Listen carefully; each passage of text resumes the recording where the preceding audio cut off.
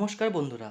কদিন ধরে আমাদের ডুয়ার্সে প্রচণ্ড গরম পড়েছে এবং স্কুলের কচিকাঁচাদের নিয়ে আমরা এবং স্কুলের অভিভাবকেরা খুবই চিন্তিত।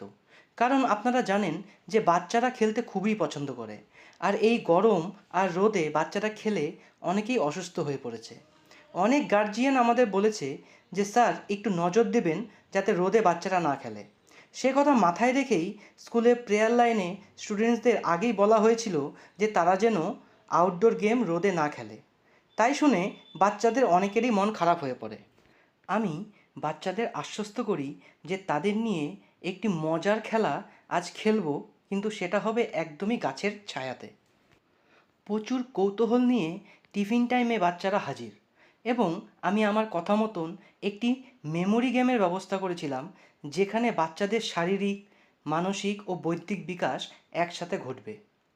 বাচ্চাদের মধ্যে লিডারশিপ কোয়ালিটি গড়ে তোলার জন্য আমি ছেলে এবং মেয়েদের দুটি আলাদা টিমে বিভক্ত করি এবং খেলাটিকে একটি কম্পিটিশনের রূপ দিই। এই টাইপের টিম গেমগুলো বাচ্চাদের পড়াশোনার চাপ ও একঘেয়েমি অনেকটাই দূর করতে পারে।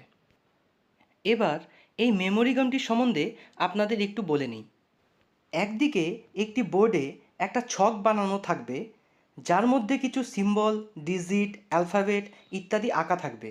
সেগুলো তাদের মনে রেখে অন্য প্রান্তে রাখা বোর্ডে কপি করতে হবে। তারা এর জন্য মাল্টিপল টাইম বোর্ডটিকে দেখতে পারবে এবং দৌড়ে গিয়ে আবার অন্য প্রান্তে সেটাকে কপি করতে পারবে।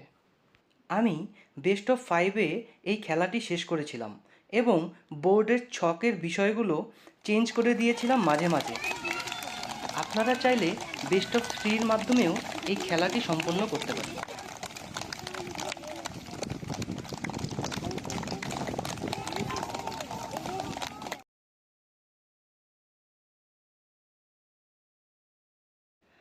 একটি টানা উত্তেজনার মধ্যে এই খেলাটির পরিসমাপ্তি ঘটে।